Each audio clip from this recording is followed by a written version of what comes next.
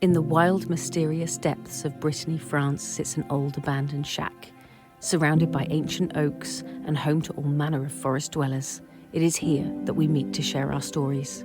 So pull up a seat, swing that light, grab your favourite beverage as we share another tantalising tale in the Freakin Shack. Hi, it's us again. We're back in the shack. We are a bit rough and ready tonight. I've been working all day, and Steph's been doing all sorts of things, and is now in a totally different place in her house. Yeah, it turns out that my laptop decided that under no circumstances was it going to connect to my Wi-Fi at all.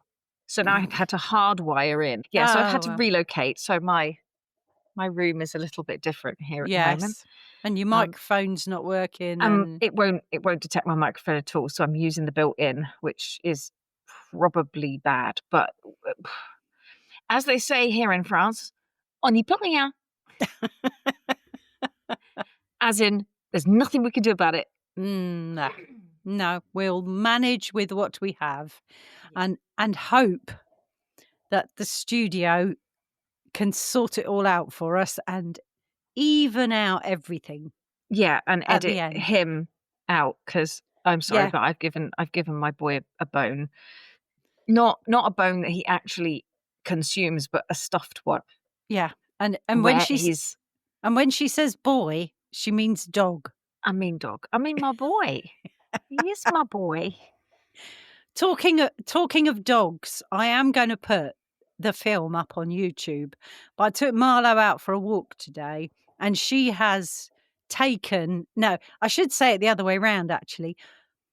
The horse down the bottom of the road that belongs to a friend of ours has taken a fancy to Marlo.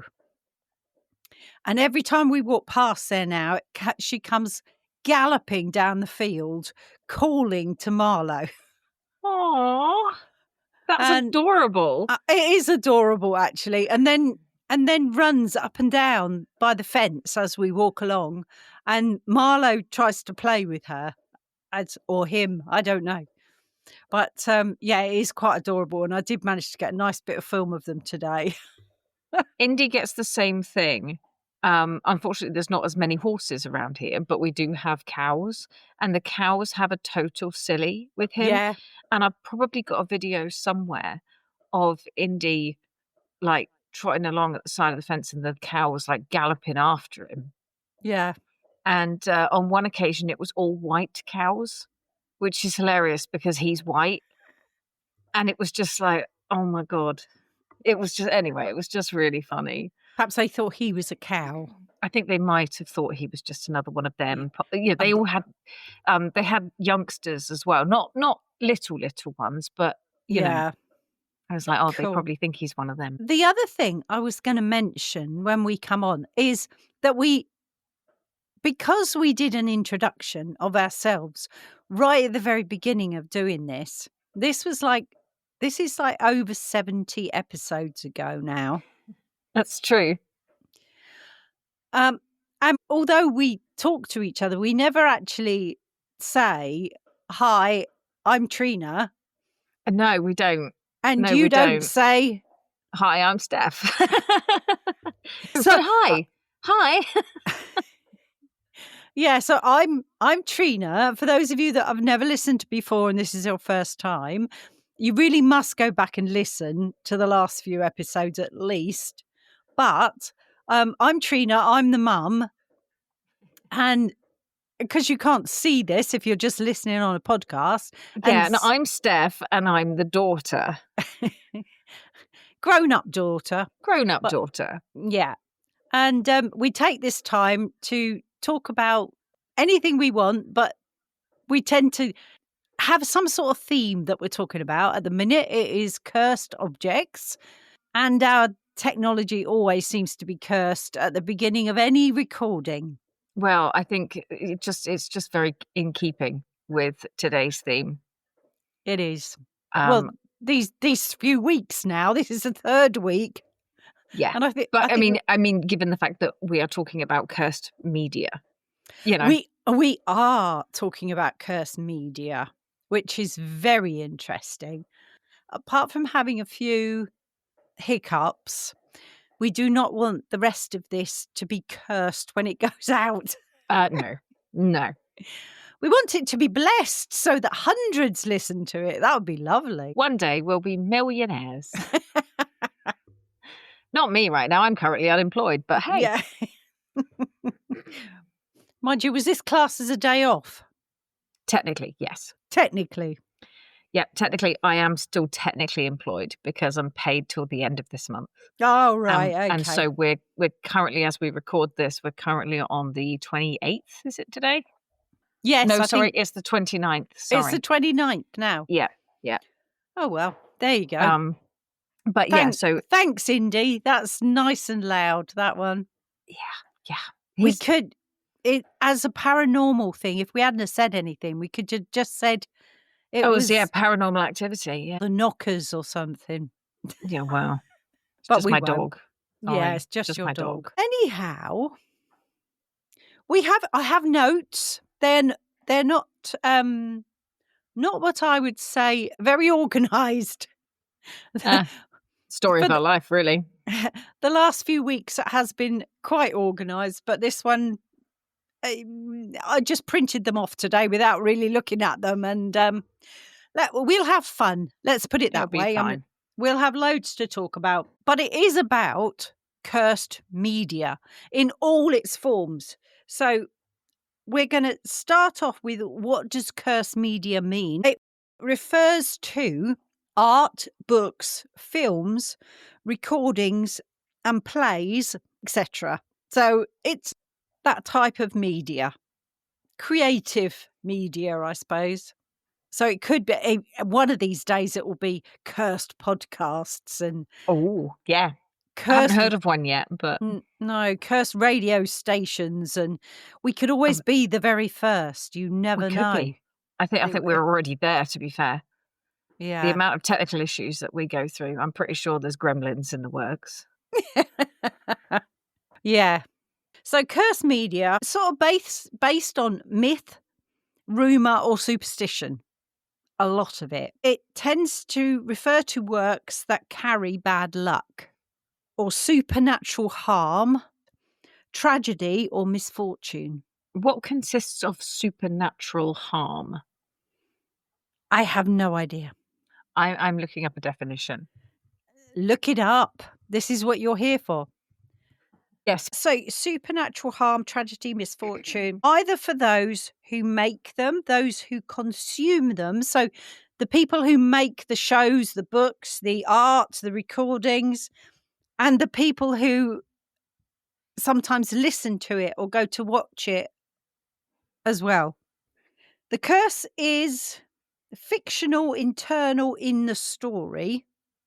Sometimes it's a real world rumour or legend surrounding the production or the release of something. And it says here, it sort of overlaps with haunted objects, lost forbidden media, forbidden knowledge, mythical text, etc. Mythical texts? Never heard of that. Well, I suppose it's just Is there any mythical texts? Well, yeah. I mean, any story written down is some kind of myth, you know. Yeah, but so when they say mythical text, and see, my mind goes straight to like somebody getting a text from someone who's not alive anymore. I see what you mean. So not like a mythological text, like a book or a no. Your brain goes straight to someone getting a text message. Yeah, on a phone. Anyway, I was thinking of things like texts that you get from someone who's like not here anymore, or a phone call. I did hear a story once about a phone that kept ringing that belonged to somebody. We talked about a guy who had lost his dad, and it was like lost his dad like a year before. Yeah, and the phone was just his phone rang. Yeah, and it came up as like dad calling. Yeah, and he was like really like his heart dropped. He was like, I didn't know what to do. I picked the phone up, and he said, and it was my mum. And she said, well, it was, she said, she was like, "Oh, hi, just checking to see if you were going to do this, that, and the other." And he was like, "Are you calling from Dad's phone?" And she was like, "Well, yeah." And he was like, did you not think that might be a little bit traumatic? Like with Dad's mobile coming up on my phone. And she was like, "Oh, I didn't even think about it." He was like, "There's me thinking I'm getting a call from beyond the grave." Yeah.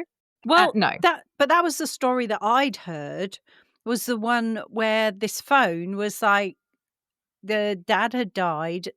He didn't have an account anymore. The phone had no battery life left. It was just stuck in a drawer and it kept ringing. Oh, my life. And then when they listened to it, there was like a noise down the phone, but it was a bit like white noise or something. And they had to get a friend of his in the end who came in, who was very skeptical, but actually could not believe that this phone was actually ringing because it had no battery life and had no account anymore. And he did actually pick up the phone and say, "Hi, it's me," or whatever his name was, and said, "It's fine. I'm here and I'm I'm keeping an eye. Like, I'm here and I'm looking after the family. I'm keeping an eye on them, sort of thing. It's fine." And that was it. They never heard anything from it again, but it was very strange. But he was very skeptical about it. He wouldn't believe that the phone would ring, and it did. Oh, it did. There you go. Anyway, so Creepy. there is that. Creepy. So that was what I was thinking about, mythic text. Gotcha. Rather than text. Text. Yeah. Writing. A source. Yeah. Yeah. So, yeah, very weird. I cannot find any definition. Ah, yes. Cursed media. The Victorian equivalent would have been a scandalous pamphlet or a dreadful, penny dreadful. That kept the servants awake. I never read them. Wow. Not in public. Guilty pleasure. Definitely a guilty pleasure. Yeah. I was actually looking at those today. It was weird that Mortimer brought it up about the penny dreadful. Penny dreadfuls. Yeah. Yeah. I think it would be fascinating for us to look at what some of those stories were about. Have you seen the Penny Dreadful series? No. Oh, you should. You should. It's really quite good. Yeah. And I did write. Quite old now, but anyway, while we're on the subject of Mort, I thought about something today, just popped into my head when a French person was talking about some of the Harry Potter stuff. And of course, they call him Voldemort. Yeah. Right? No T. Voldemort. And I was like, oh, yeah. And then I was thinking about that word. And I was like, if you break it down into vol de mort, you get the flight of death or death flight. And then all I could see in my head was like the Death Eaters, the smoke. And do you know what I mean? When they're flying through the air. Yeah. And I was like, quite literally, vol de mort. Yeah. The flight of death. I'll have to, if it gets rid of that sound, I may have to pop it back in again because it's the dog drinking. Yeah, he's had his bone now, and now he needs to go and take the longest drink in the world. And now he needs a pee. For heaven's sakes, hold that thought. I'm gonna just go on a little. It's all right. I could just sit and talk. We've had so many stories over the summer. Tales of the Shack. You can go back and listen to them all. It's short little stories that we've done week after week through the summer to keep you amused while we've been working hard and busy with family things through the summer, having a bit of a break. But we're going to go on and talk about cursed productions and rumours in films. Oh, films. I can't stand them. The flickering lights remind me of seance candles. Everybody knows pictures move so unnaturally. Except in Poltergeist. That one was surprisingly accurate. Now, that's worrying. Very worrying. Because that's one of the films that we were going to talk about. I need to tell you that I started talking about the fact that we were going to be... Thank you. God, can you make some more noise, do you think? Now you know why I don't record down here normally, because... It's like an echo chamber. It is. Yeah. It is. It's actually not in reality, but I think it's also because the microphone that you're using is picking up everything in the room and not just like what's in front of it. Yeah. I think that, yeah. Everything in the room is just as loud as your voice. Oh, wonderful. Indiana, lay down. If not louder. Yeah, I started talking about the fact that we were going to, first of all, look at films that have over the years been described as cursed in their production, and things that have happened to them, things that have happened afterwards, and some of the reasons as to why those things happened. But Mortimer came on and said that he didn't like films because people tend to move unnaturally in films. But except for the film Poltergeist, which was quite real, which worried me slightly because I still think Poltergeist is one of the best films ever, but I have found so much out about it, and it is on our list. It should be, yes. It's in fact is at the top of the list.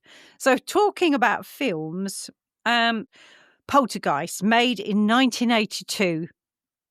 Rumours are that real skeletons were used in that film in the flooded pool scene, which was horrific. Yes, I heard that too. Yeah. Apparently they said that the model ones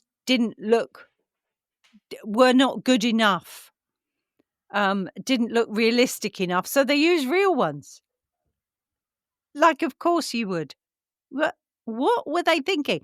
That was as bad as the theme of the film, putting all those houses on top of a burial ground. Did they not take a hint from the actual film itself? That was going to be my question, was like, you literally made a film about something being done that was haunted, or a situation, you did something bad to people who were dead, right? And then it came back and bit you in the butt. Yeah, you didn't respect. You didn't respect the dead, and that's what happened in the film. And then you didn't respect the dead by using real skeletons? Yeah. Yeah, and then you wonder why it all goes wrong. Yeah. Tragic deaths of the cast members happened afterwards. Heather O'Rourke died at the age of 12. Dominique June was her name. Dunn was murdered. Because of these, the film is considered one of the most cursed films ever. I watched a YouTube channel. Somebody on YouTube the other day went and stayed at the house where it was filmed. And it is now an Airbnb. And you can go and swim. I can't hear you. Sorry, I muted because he's got another thing. I said we should go.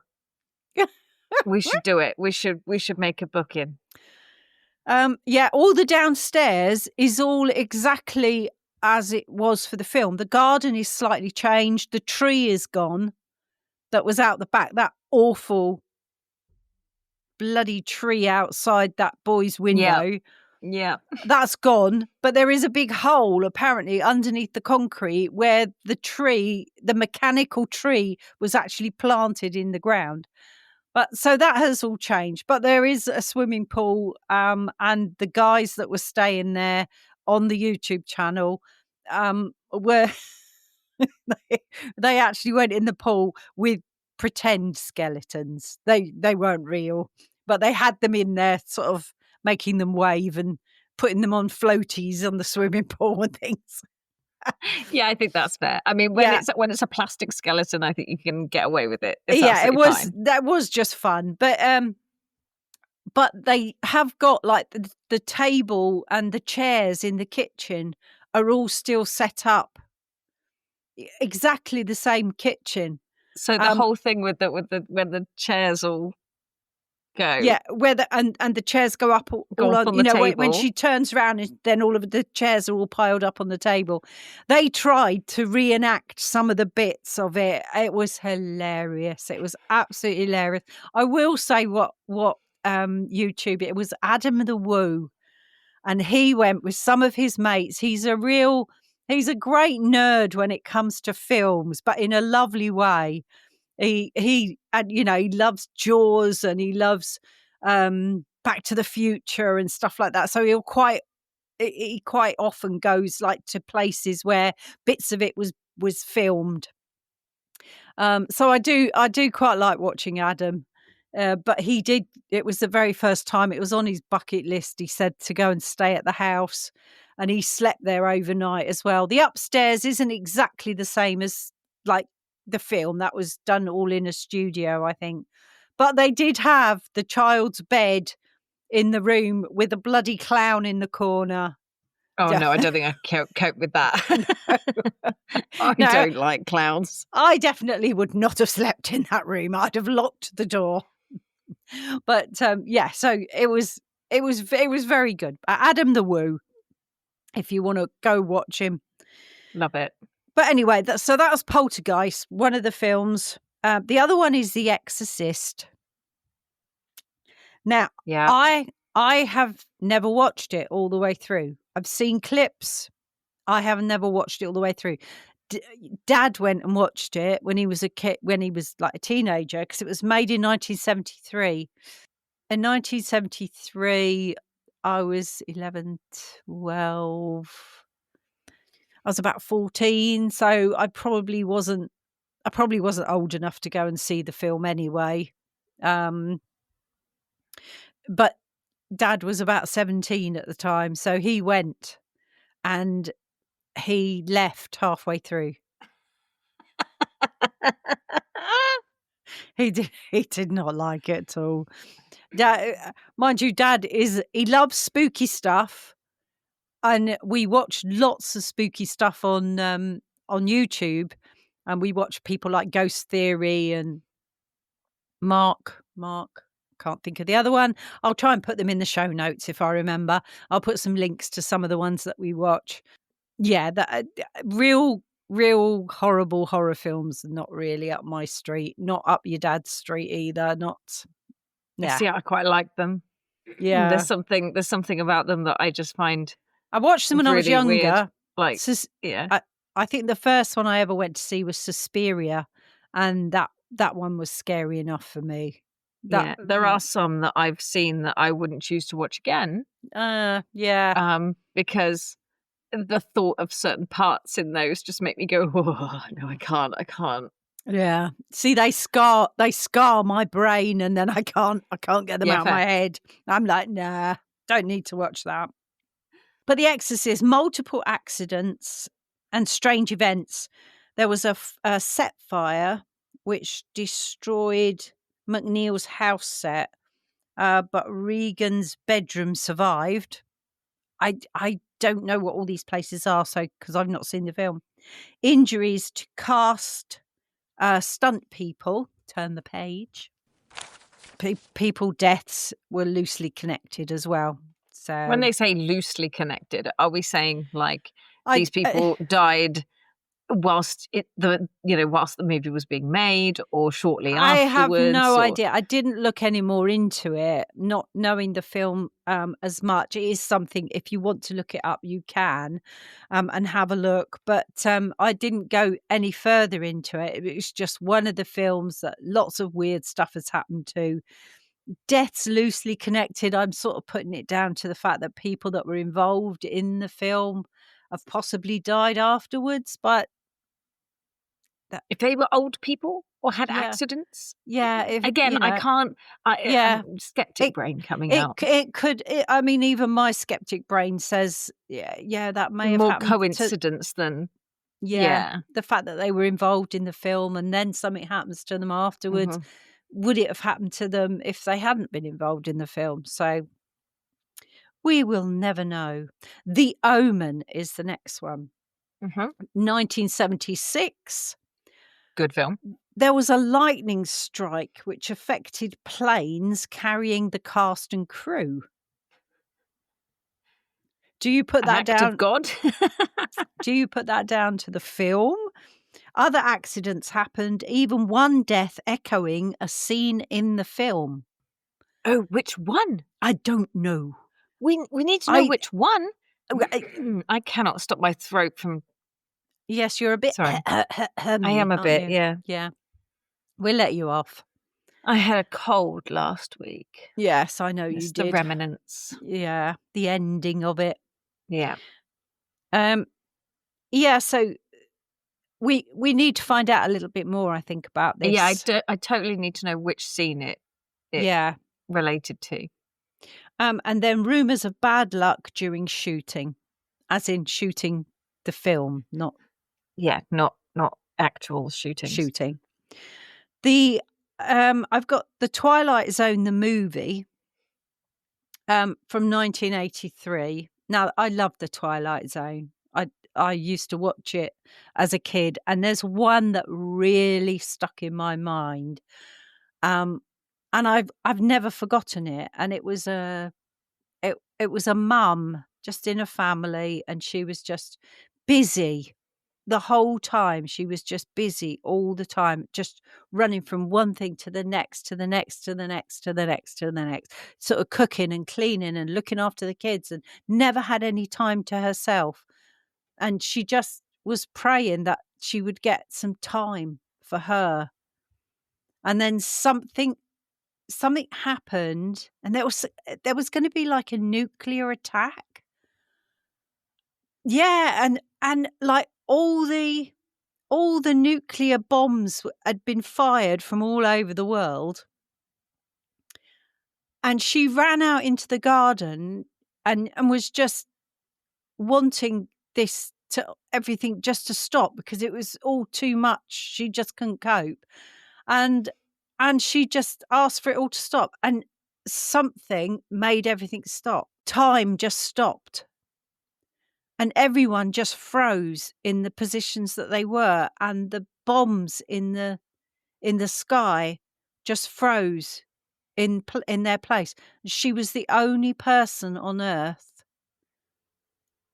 that But had there's a real dilemma there.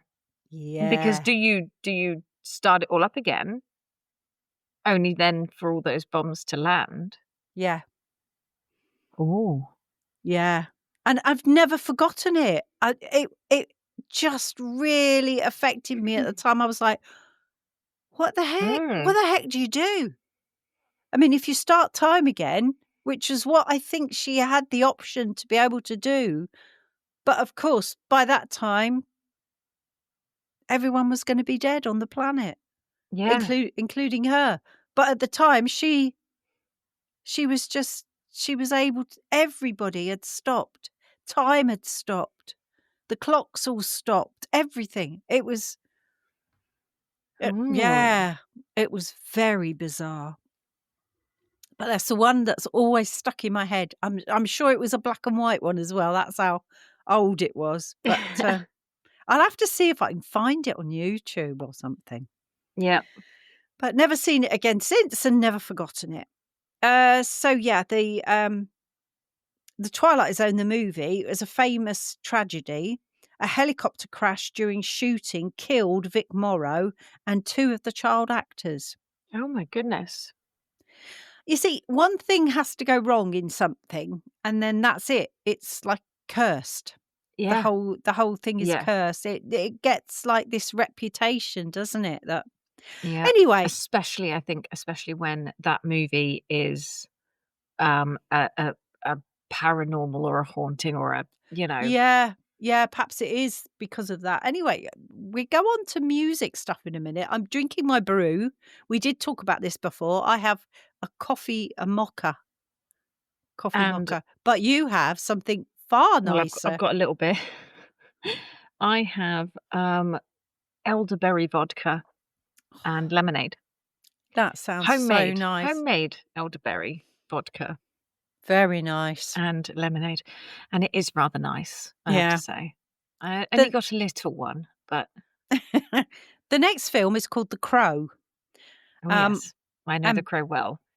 And Brandon Lee was accidentally killed by a prop gun firing a real round during a scene. This gives the film a painful legacy of being cursed. Similar to the film, I can't remember what it was called, but in recent years where the prop gun killed a member of the crew, I think. And I can't, off the top of my head, I can't remember. You know what I'm like with actors anyway. I can see his face, but I can't think of his name. Rosemary's Baby is another one. After its release, composer, now I'm going to get this wrong because I have no idea what his name is, Christoph Commedia? Christoph, I don't know, died soon after. Also, associations with Polanski's troubles, Sharon Tate's murder, etc. Rumours about bad luck were connected with the film. Oh, well. As I said, these are just notes. They didn't go into any details. I think if we went into too many details, we'd be here all night. We'd be here all night, yes. So if people want to go and look, there are some great YouTube. I did start watching one on the YouTube channel, and it was something to do with cursed media, and it was showing like an iceberg. So it started off with 2 or 3 things and then got more and more and more and deeper and deeper and deeper. And one of the things he did mention was creepypasta. So I was like, oh, I know what you're talking about now. Other examples include films called Annabelle, Maximum Overdrive, and don't know that one. And The Conqueror. Some productions had many reports, mishaps, accidents, or deaths. Some claimed are more solid than others. Many are folklore or urban legend. There was a lot of stories around the Sixth Sense, and I watched a whole thing about behind the scenes of the Sixth Sense and some of the bits and pieces that happened. And I can't remember the name of the. I mean, he's a man now, but the boy who was playing the young lad in the film. Yeah. And I can't remember his name for the life of me, but anyway, moving on. Our listeners will know who I'm talking about. Yeah. But apparently originally another lad went in to try and get this part, and he played it, but he hadn't read and fully understood the script. So he went in a little bit blind, and he played it with a little bit too much kind of jest to his sort of scene. And then the lad that they actually hired to do the role, he'd come in, and they didn't know this boy from Adam. It could have been anybody. And he came in and he introduced himself and spoke to them, and they said he was, just a normal little boy. And then they said, okay, well, we're going to do your read. You do your read through. And he said, okay. And he said, can I just have 30 seconds? And he turned his back on them, to get himself into character. And they said that he turned round and his eyes were just full of tears, and he just played this role like he was that kid. It was just like they were completely blown away by his audition. Mm. And for this lad just to be able to take a few seconds and just put himself into that situation, they were just like, this is the lad we need, you know?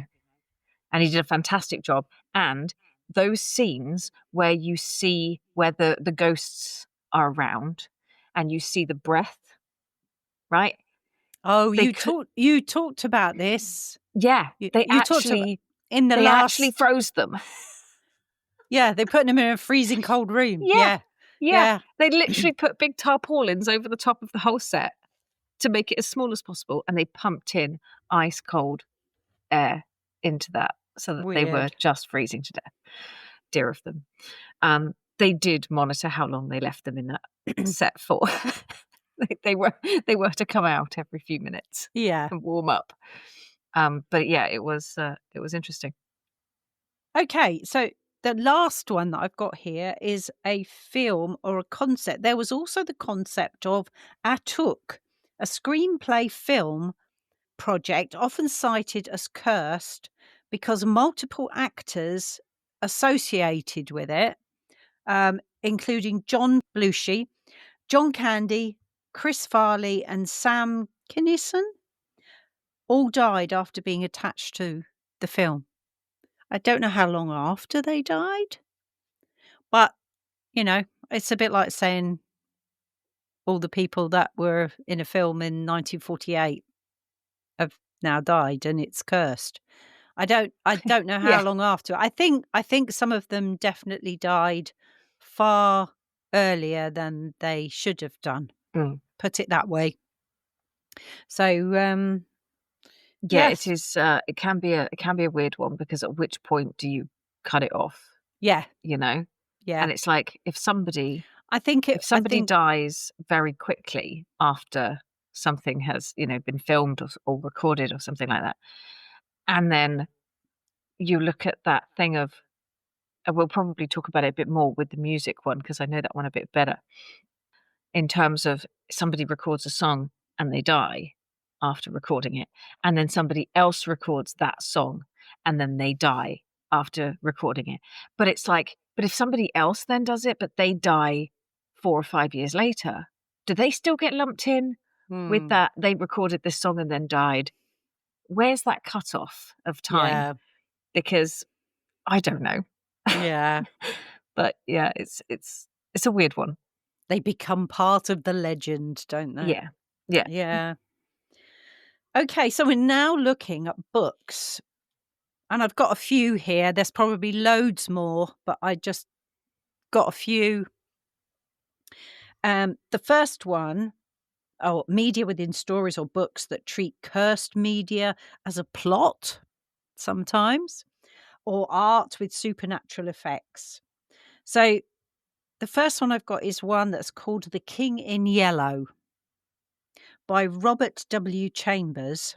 Is a book of plays and short stories whose reading, if you listen to the reading, it drives people mad. Wow. A classic it is of weird fiction, apparently. So, But if you listen to it, it drives you mad. yeah. Huh. Oh, I tried reading that one. It was terribly overrated. I was bored stiff. Well, more just stiff, actually. Yeah. It's pretty Do you well know, known. I found that the book that I read that bored me to death, and I know I'm not going to win any friends with this. That actually, do you know what? It's a really divided room, right? Is The Lord of the Rings. No, I'm sorry. I don't need every blade of grass described to me on their trip out of the Shire. I just don't need that. No, I've never read the books. I have tried and tried to watch the films. And I get so far into it, and then I'm just like, The films I enjoyed. I enjoyed the films. Yeah, no, The books, I could not. I mean, I find it difficult to read anyway. We know this. I'm dyslexic as they come. It's not easy for me to read. But I have tried to read the books. I have also got the audiobooks of them. And I can't listen to them either because they are so boring. Oh my God. I'd just rather hear something else. Honestly, I could be on a 50-hour train ride and I would not choose that to listen to at all. No. Just not my bag. Not my No. bag. I loved the movies, loved the world, loved the whole story. Yeah. Love that. But for me, the books were just over the top. Yeah. It was just describing every step they took. And it was just like, oh, for Christ's sake, I get it. Yeah, they're Move on a journey. Where are they getting to? Because for the love of God, would you get them there? Yeah, no, I've never looked at the books because I couldn't even cope with the films. The first bit I can watch. I like the house. I love the house that they live in and all this sort of thing. But no, I once they were on the journey and I was just like, oh, I can't. After like 2 hours, no, I never even made it to 2 hours really. I was like, no, it's not. For me, it's not Harry Potter. So that was it. Yeah. Okay, the next one I have here is called The Heart-Shaped Box. It's by someone called Joe Hill. And it is about a man that buys a ghost's suit of clothes that comes with a curse. I don't know any more. I need to know more about this. Carry on. Yeah, someone's looking it up. Yeah. I don't know where he got the suit of clothes from. I don't know how he knew that they were from a ghost. It'd be like buying something from Mort, wouldn't it? That Mort used to wear. I'm sure none of it exists anymore except in Mort's mind. That was about as subtle as a foghorn in a vicarage. The next one I have is called The Cipher by Kath Koja. And it involves a mysterious portal or hole and media VHS connected to strange destructive events. There you go. I just have a question about this cursed suit. Yes. Who was it that bought it? It was the book, The Heart-Shaped Box, was written by Joe Hill. Oh, so it was The Heart-Shaped Box. Yeah. I can hear you're typing. I'm sorry. You'll have to cut it out. I did mute my mic to do this, and then I had to talk to you, so that was difficult.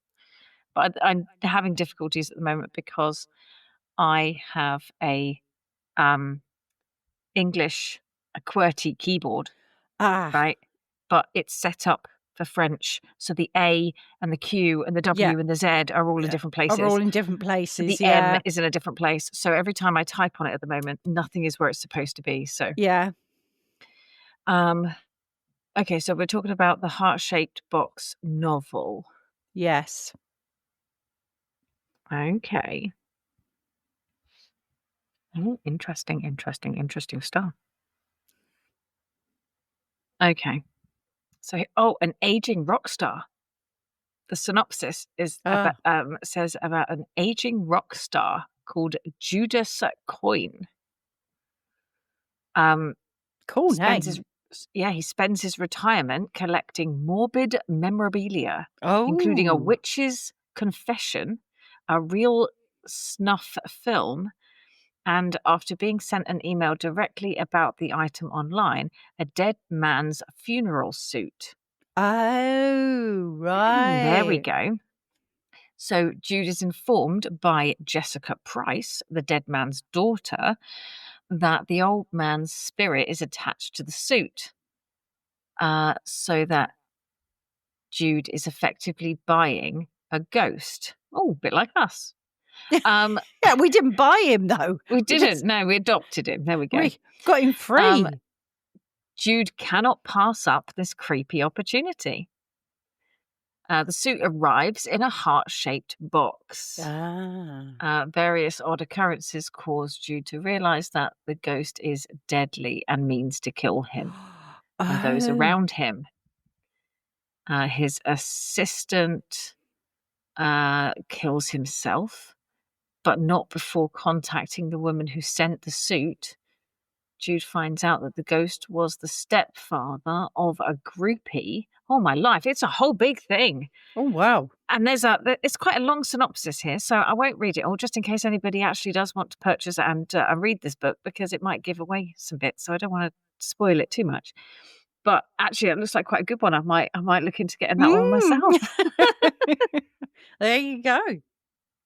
The other book I have here is called Night Film by Marsha Pessl, Pessl, about a possibly cursed filmmaker, mysterious media and lost footage. And found footage. It says cursed recordings. Oh no, that's going on to something else. So it's not about books. Okay. I said to you our notes are not quite as good as they have been up until now. They're a bit muddled, and I hadn't had time to sit down and sort out the mess from the good stuff. So I'm sort of reading stuff and then thinking, no, that's not what I want. There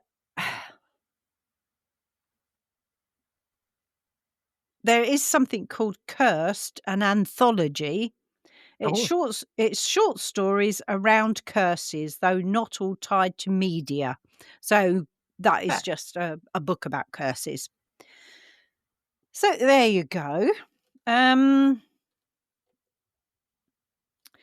It goes on to talk about sort of the analysis about first films, documentary series.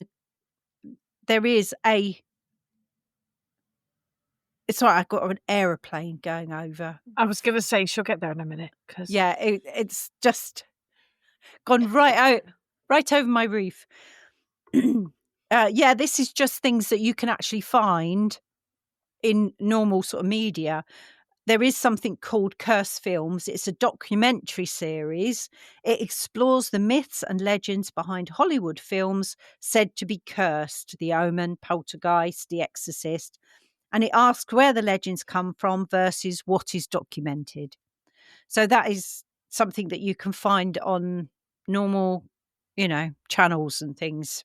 Probably YouTube. One of the ones that I watched this week was YouTube one. And then there's something else called The Hollywood Hex by Mikita Brotman. It's a book investigating films plagued with bad luck or perceived as cursed. It explores patterns, perhaps, and what draws people to believe in the curses. So that's a book that people can read if they want to. I've just finished my book. Have you? Yeah, I've been reading the third in a series. You know the series because you have read the first one, I know, called The Passage. Yes. And there's a second one called The 12. I remember you telling me about it. Yeah, I haven't got around. There's a third one. Oh my goodness. Where it does actually round up really nicely. Yeah. There's a lot less in the way of like questions around it, But yeah, so the third one's called City of Mirrors, and I've just finished it, and it's a fabulous series.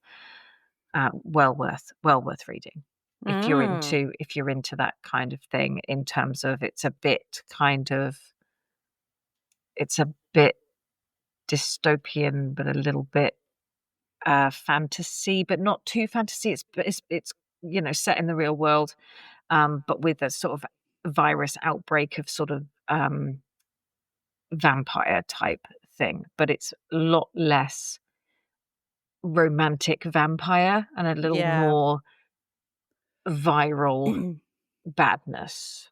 Okay. Just going to, leave that there. We could just do, hey, that's another thing we could do, is ghost stories. Yeah. As in just, the real ghost stories. Yeah. Like Stephen King and stuff like that. Yeah. And other, like and to be honest, other books and things, because The I've been Fog. reading a lot more lately. Yeah, The Fog is a good one. Yeah.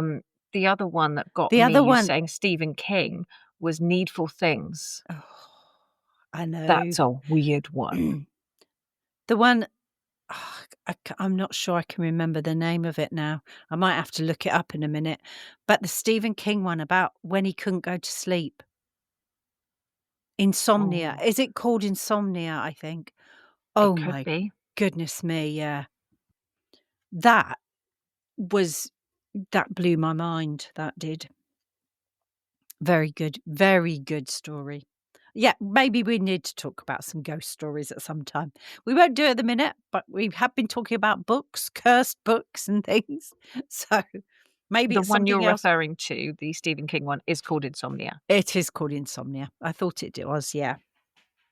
Okay, Hi. Can I so help you?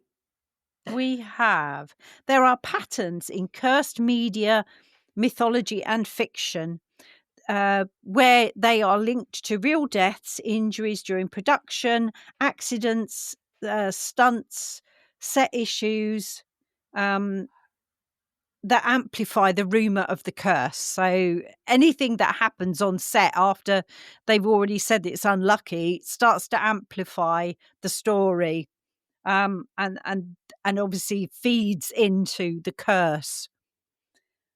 So I've got here the use of taboo sensitive material, real human remains, occult imagery used in these films, documentaries, can all have an impact on the actual production and increases the creepy atmosphere.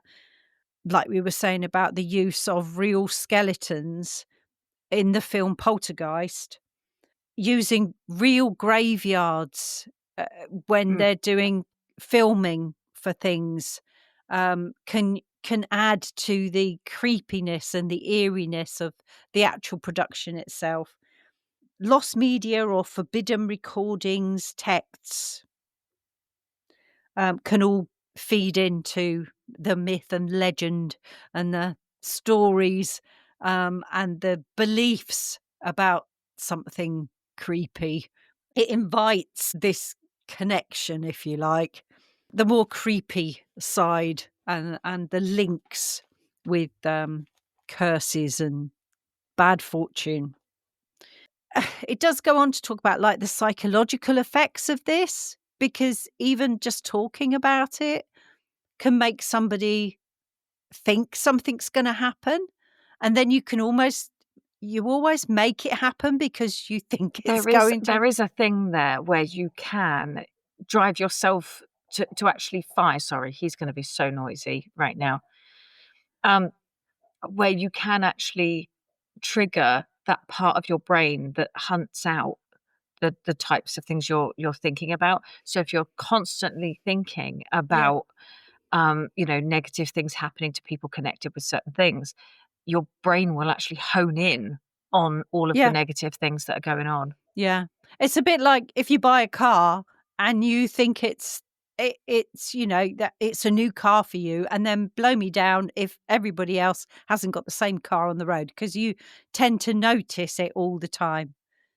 Dad and I tend to do it if we're looking at something and we go, oh, that colour would look lovely in the kitchen or wherever, and then blow me down every time we watched Escape to the Country, they've all got the same kitchen with the same bloody colour in it. We're like, and then you change your mind because you I've don't gone want the off same it thing as now. everyone else. Yes, I've gone off it now. You see, when I bought my car specifically because everybody's got them around here. And so the parts I just blend in. Easy, and parts are easy to get, and garages know how to work on them, and exactly that. Yeah, which has been very useful lately. Yeah. It runs lovely now. Good. Well, I've lost myself completely now. Psychological effects, fear, suggestion, superstition. Sometimes the belief in a curse enhances the perception of the weirdness, it says here. Moral dimensions, curses that are often tied to transgressions, making a film about evil, using something unholy, breaking taboos that ties into older folklore beliefs. So then people tend to think that I do have to just enter in a thing that was talked about because what's his name? Nicolas Cage was filming a movie and they had a swarm of bees come on set. bees? Bees? Bees? And it was I don't know, it was some kind of movie that was like spooky or ghosty or otherworldly, right? And apparently there was a lot of fairly religious people that weren't happy about it. And could you make any more noise with that? Just wondering. Is he on a carpet? Yeah. Oh, I thought he was on the floor. No, that is on the thickest carpet I have. But anyway, oh God. Anyway, there was a few religious people. I may have to come back to you and say, look, can we record that again? Because we are really pushing our editing here. Our editing production. If we have to record later in the week, we can totally do that. Anyway, he's just got the middle out, so we might shut up now. Anyway, this swarm of bees came on the set, and there were a few very religious people that were upset about the making of this film, and therefore decided that it was obviously God that had sent these bees to interrupt the movie. And I'm not laughing. I don't know. And I was like, of all the shit going on in the world right now, and God's more concerned about his movie. Oh dear. And then all I had in my head was Nicolas Cage in The Wicker Man going, not the bees. And it made me giggle. He's drinking now. Can we not do some recording when he's asleep next time? Can you? I'd say at this time of night, this is when he gets his evening treats to settle him down. Yeah. Right. Hi. Welcome. Hi. Look, come and join us. Oi. Look, come up here. No, not under the... Oh, God. Seriously? Indiana? Ind? Oh, my God. That was like thunder. Lightning. The way you love me is frightening. Oh, bugger it. Go on under the table. Goodness sakes. Honestly, I can't do anything. I'm not allowed to do anything in this house. Look, I was going to do a story. And because it's obviously about spooky media, I have a feeling Our bloody media is spooky right now. Yeah. You do realise if we're talking cursed media, you're technically cursing your listeners by broadcasting this. Oh, don't look at me like that. I've only haunted 1 or 2 audiences before. Well, don't do it this time, Mort. Yeah. Don't haunt our audience. We don't need you to haunt our audience. But oh, Jesus Christ. He's not going to help you either. He's just gone and pulled out the biggest piece of antler out of his bloody basket. Saying that, with us saying about Mort, he's already haunting the shack. He's already talking to the audience. So, technically already haunting all of us. Technically we're already haunted. And we're definitely haunted and cursed by dogs, animals, and aeroplanes, technology. That looks like a bowling ball. It's got a hole in it. It's very fluffy.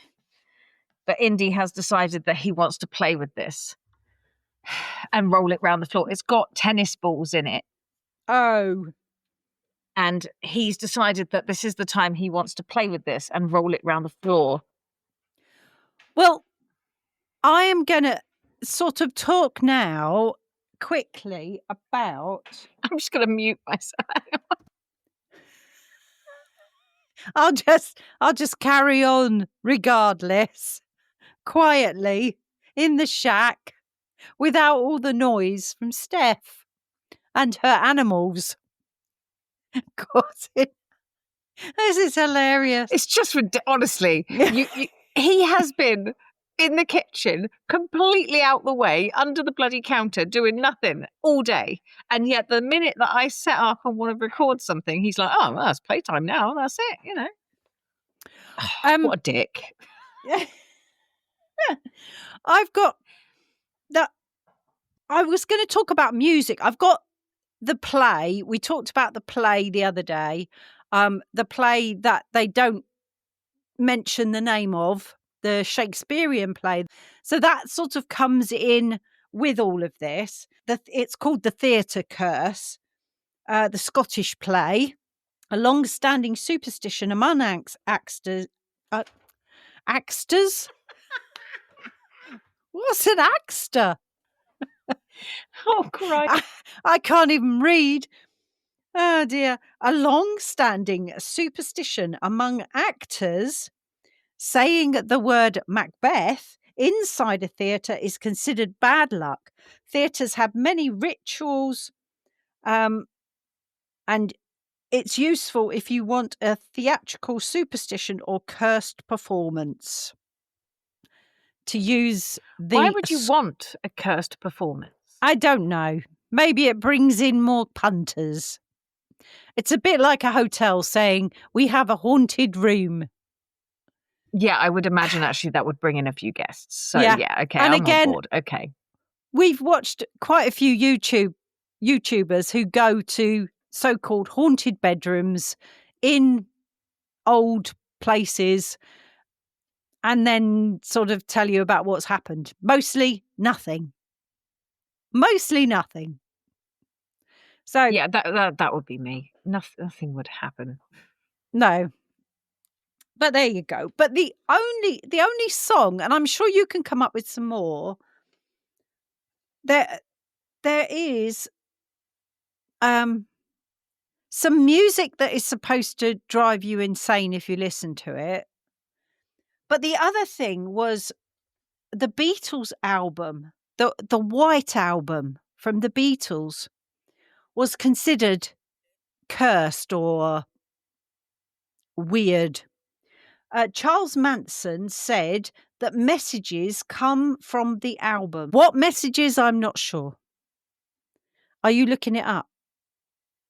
Hang on, because I've got my bloody mic muted. I know, and I've got you other have. Screens up and all sorts. Yeah, I'm looking up the other track that I know that has a thing. But obviously all my letters are in the wrong sodding place. So yeah. Well, all my notes are in the wrong place. It does say here about studios and locations that can also carry bad luck or misfortune. So different sets and props, and they often become the focal point for the cursed stories. Okay, so I have a Hawaiian musician. I'm not even going to attempt to say his name because I'll just embarrass myself. It'll be terrible. He died just after recording Somewhere Over the Rainbow. Oh. And Somewhere Over the Rainbow has become a little bit of a cursed track. He died of respiratory failure and he was 38.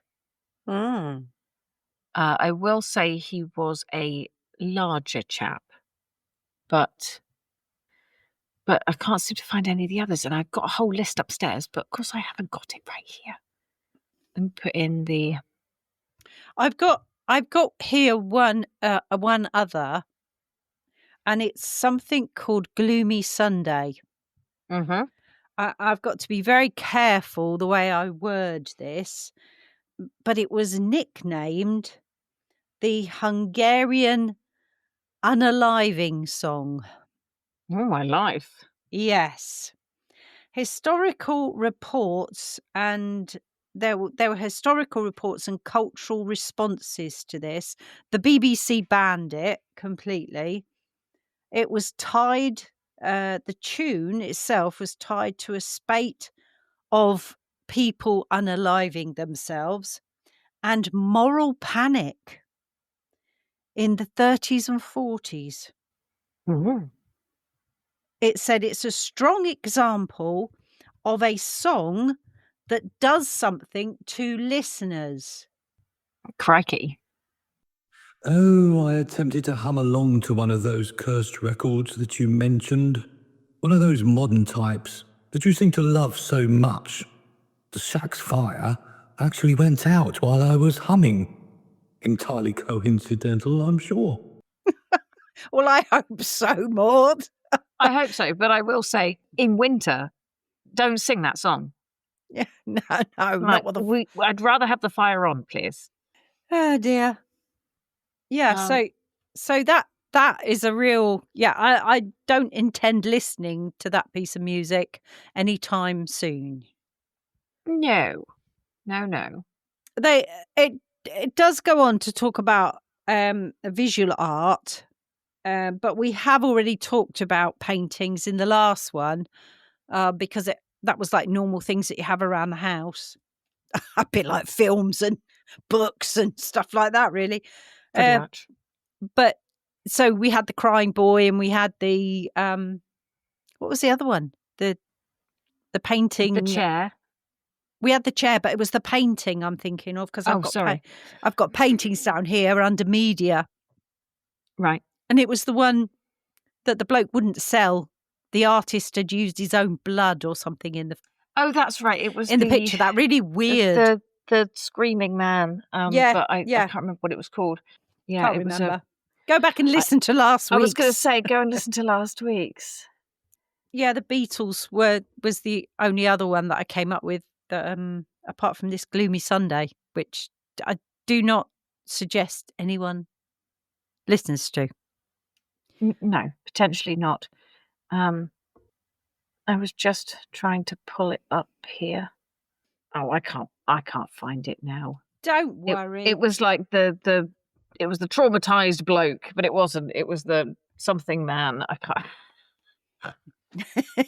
The very sad man. Yeah, the really upset bloke. That's what it was. Yeah. Not a very nice picture either. No. Distressing is what I would call it. Yeah. It was a distressing picture. Was it called The Distressed Man? No. Maybe. No, I can't remember. I don't think it was. Oh, I might have it. Hang on. Because I would have had the notes. I was going to say, I'm in a completely different room to the room I'm supposed to be in. All of my notes and everything are upstairs.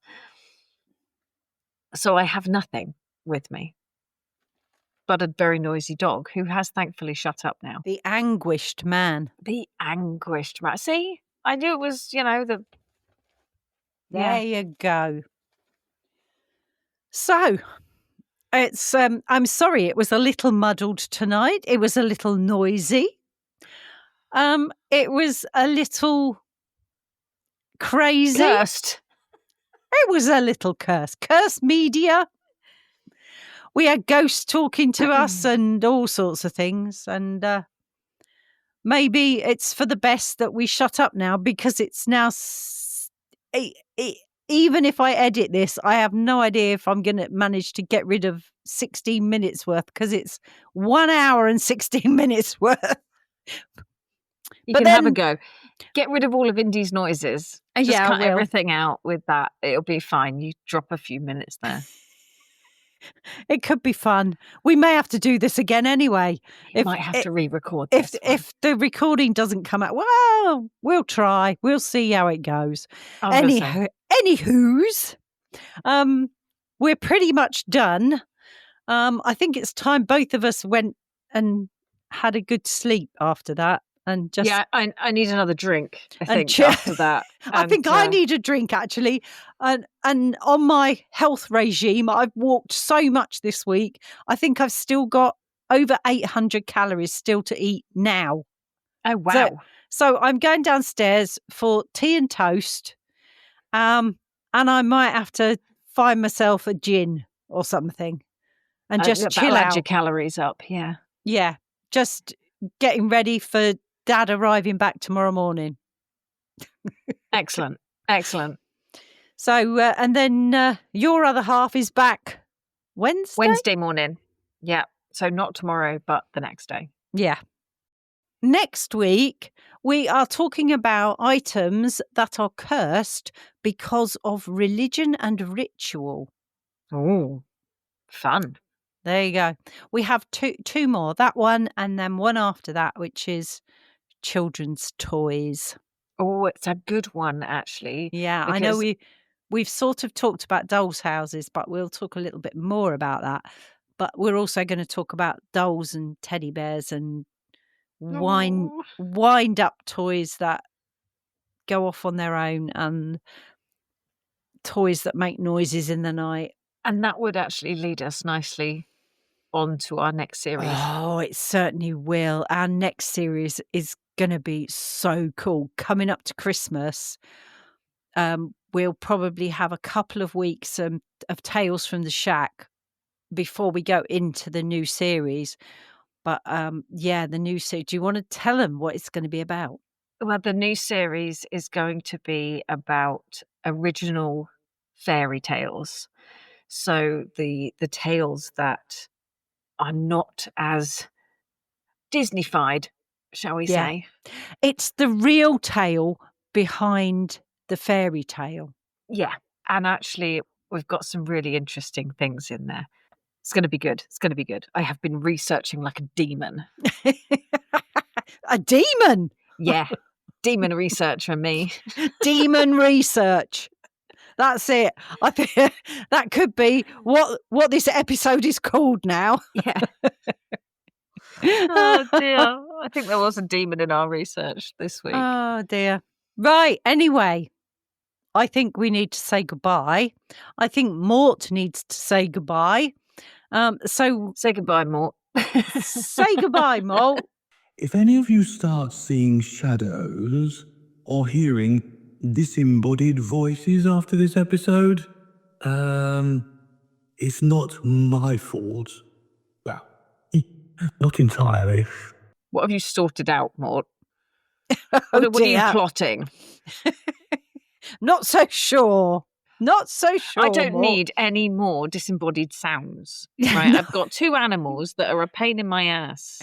Yeah, they were disembodied sounds. We could hear the sounds, and all we could see was a white figure. There you go. Yeah. And a dead bird. I mean, what more horror do you want? I got up from this table, I went across the room, turned the corner, and there was a massacre. So I've had to wipe the floor and everything because my cat is a horror cat. Yeah. We do call her Chunky the Death Cat. If you've seen The Croods, you'll know what I'm talking about, but she is Chunky the Death Cat. Perfect. Anyway, with that being said, yes, please keep your minds open and your lamps lit, and we will see you again for a more structured episode next week. I totally agree with you. Thanks, everybody. See you all next week. Goodbye. Take care. Bye. This toast is ghost. Thanks for hanging out in the shack with us. If you've got a strange story, theory, or even just a spooky question, send it to shackpackinbox@gmail.com because we'd love to hear from you. Follow us to ensure that you never miss an episode of the Freakin Shack, because listening to us is much cheaper than therapy and slightly more spooky. Until we meet again next week, Shackpackers, take care.